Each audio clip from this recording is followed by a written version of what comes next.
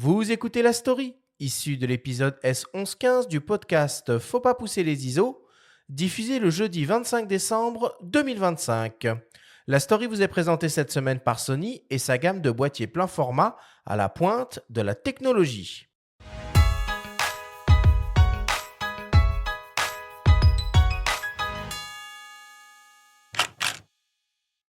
Nous sommes ici au musée d'histoire de la médecine en présence de la commissaire d'exposition Agathe Sanjoin. Ce que j'aimerais savoir déjà dans un premier temps, c'est qui est Étienne Jules Marais? Parce que je pense que même la plupart de nos auditeurs le savent peut-être pas. Et pourtant, il a une importance cruciale dans le domaine de la photographie. On va le voir après au travers de la chronophotographie.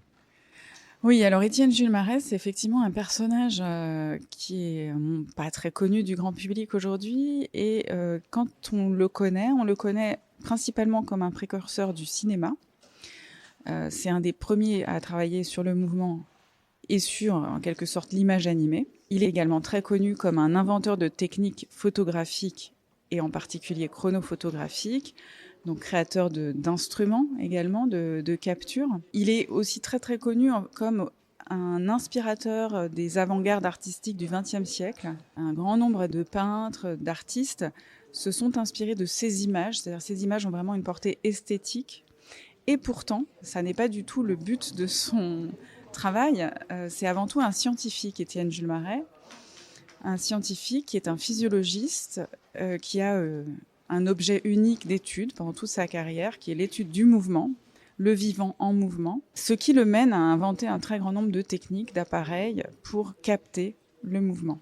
Il est donc question de chronophotographie. Alors de quoi s'agit-il exactement? On parle de photos par intervalle.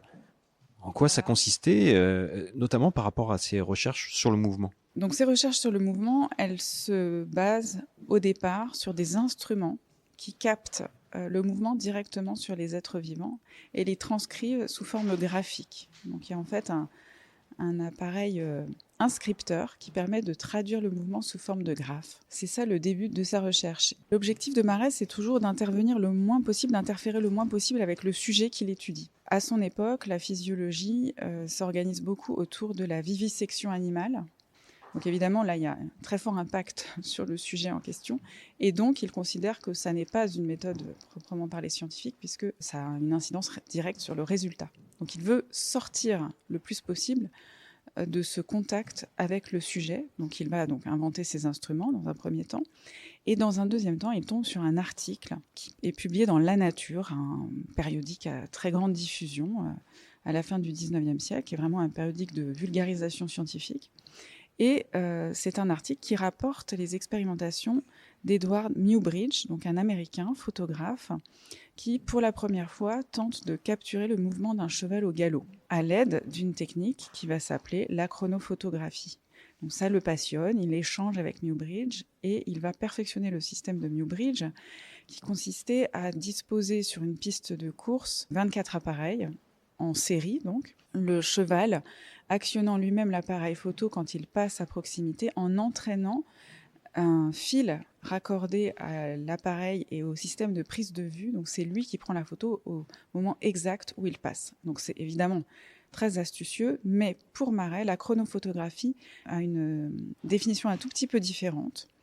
Pour lui, c'est la prise de vue en très grand nombre, de manière très rapprochée, d'une série d'images à partir d'un même point de vue. Et ce à partir d'un même point d'observation, finalement, c'est ça qui fait la différence entre la technique de Muybridge et de Marais. Donc il va inventer un premier appareil chronophotographique qui est le fusil chronophotographique. L'idée, c'est de pouvoir viser l'oiseau, bien sûr, à l'aide de ce fusil. Il place dans la cartouchière du fusil une plaque photographique qui permet, par un système de rotation, de prendre 12 images par seconde. Et donc, il suffit de déclencher le coup pour que les 12 images soient prises dans un temps très court. Pour lui, c'est le début de la chronophotographie. Et après, il va inventer un très grand nombre d'instruments pour perfectionner cette méthode, alors qu'il passe de la chronophotographie sur plaque fixe à la chronophotographie sur pellicule mobile. Et c'est là qu'on est en très grande proximité avec le cinématographe, puisqu'on est quelques années avant l'invention officielle du cinéma en 1895. Est-ce qu'il y a quelque chose qu'on peut dire sur l'aboutissement de ces recherches ou de cette invention, si tant est qu'il y en ait une, en rapport avec ces études sur le mouvement ? Oui, alors ça justement, c'est un point très important, c'est qu'en fait, Marais est un chercheur en sciences pures. On va dire que ce qui l'intéresse le plus par rapport à tout ça, c'est de se situer dans la définition de ce que c'est que l'absolu du mouvement.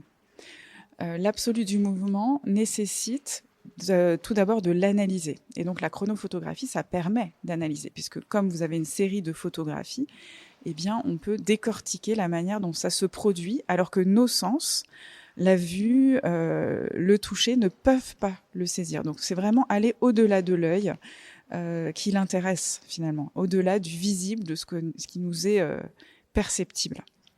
Donc ça, c'est une des premières chronophotographies qu'on a sous les yeux, c'est les allures d'un cheval prises successivement sur une même plaque. Donc c'est-à-dire qu'on voit le cheval avancer sur la plaque, et le problème qu'on a, c'est que les images se confondent les unes avec les autres. Donc on comprend bien qu'avec cette technique-là, il ne peut pas analyser le mouvement. Il y a trop de défauts à l'image première. Il va inventer un système de manière à clarifier l'image. Il place sur un cheval noir des bandes réfléchissantes blanches qui donc renvoient la lumière au moment de la prise de vue, qui est prise dans un noir quasi absolu.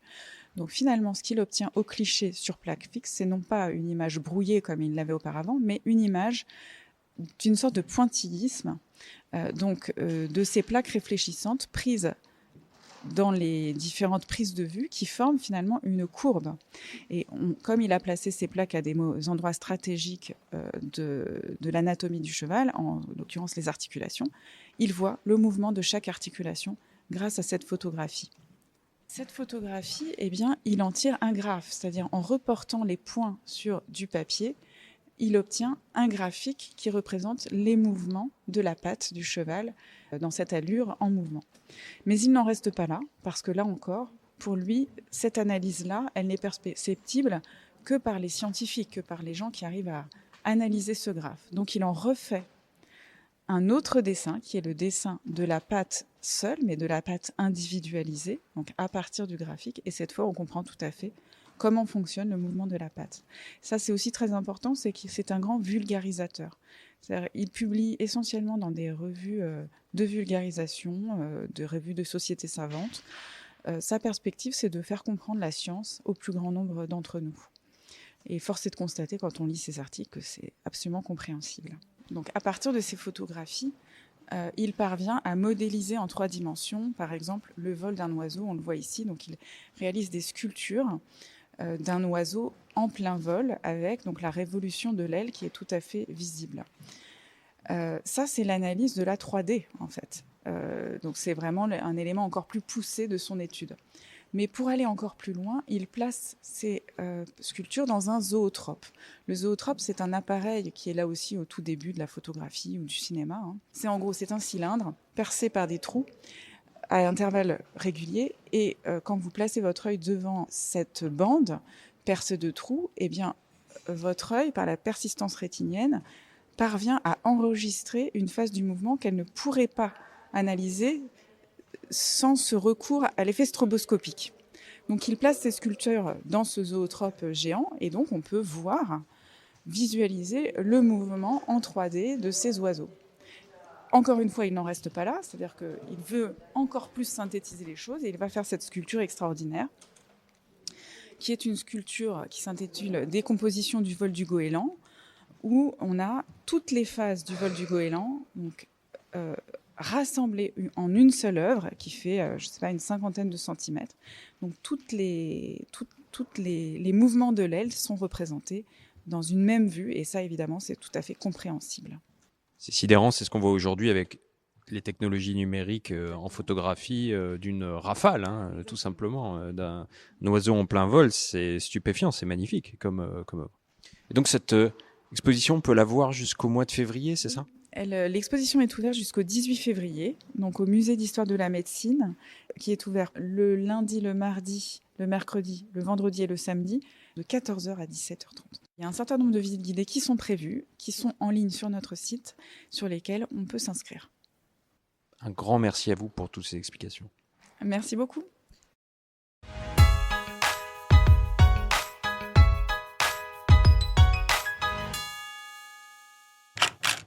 effectivement, la découverte de cette exposition en visite guidée me paraît assez pertinente pour bien tout comprendre de ce dont il est question.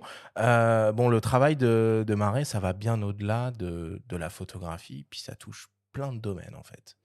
Oui, il a souvent été comparé à un certain Léonard de Vinci. Mhm. Mais on comprend pourquoi quand Bah on oui. écoute un petit peu ce que nous explique Agathe Sanjuin.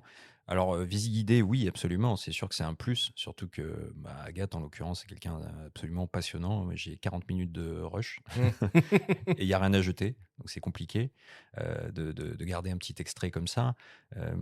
Mais l'exposition est dingue parce qu'il y a tous les instruments. Il y a le fameux fusil photographique dont il est question. Il y a la Ouais. fameuse sculpture 3D du goéland qui est littéralement disséquée. Il y a énormément de planches de photos d'athlètes parce que Marais, avec son assistant, a photographié, figurez-vous, a chronophotographié des athlètes lors des Jeux Olympiques de Paris en 1900. Donc, il y a forcément un écho, vous l'aurez compris, avec ce que fait Mathieu aujourd'hui. On parle de mouvement, on parle de photographie rapide. Et il analysait à l'époque, en fait, tout ce qui se passait, les impacts des sports pratiqués sur le corps, sur la digestion, sur la circulation sanguine, etc. Il y a même l'armée. Donc, on est, suite à la défaite de la France en 1870 face à la Prusse, l'armée lui demande de réfléchir et d'observer la marche, la façon dont se déplacent les militaires avec de lourdes charges pour éviter les blessures, les fractures de fatigue, etc. Donc, il a vraiment touché à tout. On se demande à quoi ressemblait sa vie parce qu'on a l'impression qu'il dormait pas beaucoup. Et je vous invite absolument à vous rendre donc là-bas, dans cet endroit, déjà ce lieu extraordinaire. Mathieu, je ne sais pas si tu connais, mais le musée de la médecine, de l'histoire de la médecine, au 2e étage donc, de l'école de médecine en plein Paris. Il faut que tu ailles voir parce que tu vas faire des photos là-bas, c'est sûr. C'est magnifique. L'endroit est sublime. C'est 3,50 €. Ça va. Ce n'est pas un énorme risque. Sachez juste que donc c'est jusqu'au 18 février et que c'est fermé pendant la période des vacances scolaires. Voilà. Donc pendant les 2 semaines de Noël, allez au cinéma, allez voir le film de Vincent Munier ou allez voir le spectacle de Mathieu et Victoria et puis gardez un peu de place pour la rentrée. Ça t'inspire, du coup? Ça te donne peut-être des idées même.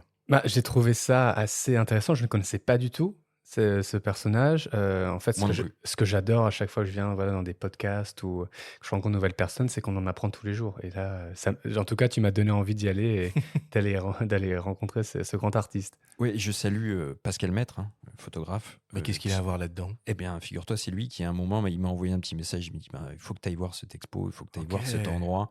Je dis écoute, Pascal, quand Pascal Maître vous envoie un message. Ouais, tu t'exécutes. Oui. Je me suis mis un bandeau, j'y vais les yeux fermés, on me conduit, j'y vais.